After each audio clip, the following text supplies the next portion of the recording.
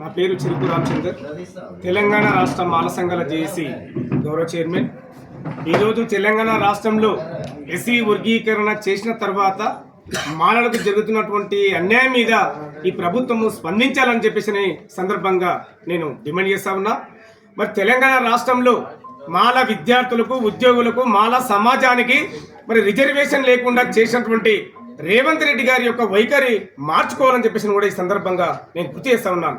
కాబట్టి మాలకు జరుగుతున్న అన్యాయం మీద ఈరోజు ఏదైతే అసెంబ్లీలో బడ్జెట్ సమావేశాలు జరుగుతాయో ఆ బడ్జెట్ సమావేశాల్లో మాల యొక్క సమస్యను మరి లేవనెత్తి చర్చకు రావాలని చెప్పేసి కూడా ఈ సందర్భంగా నేను డిమాండ్ చేస్తా ఉన్నాను.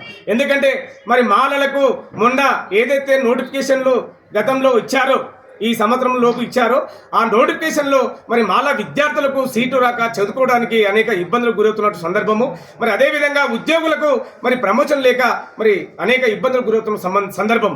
కాబట్టి ముఖ్యమంత్రి గారు మాకు 20 లోపు 2 రోజుల పాయింట్లు, మరి అదేవిధంగా 3-15 కేటాయించాలని చెప్పేసి కూడా మేము డిమాండ్ చేస్తా ఉన్నాం.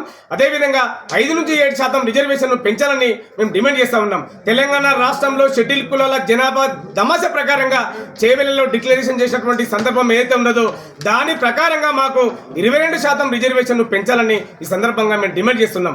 లేని పక్షంలో రేపు జరగబోయే ఏదైతే ఎంపీటీసీ, జెడ్పీటీసీ ఎలక్షన్ ఉన్నాయో దాంట్లో మరి మానవ సత్తా ఏందో చూపిస్తాము, మరి కాంగ్రెస్ ప్రభుత్వాన్ని చిత్తుగా ఓడిస్తామని చెప్పేసి కూడా ఈ సందర్భంగా నేను గుర్తు చేస్తా ఉన్నాను.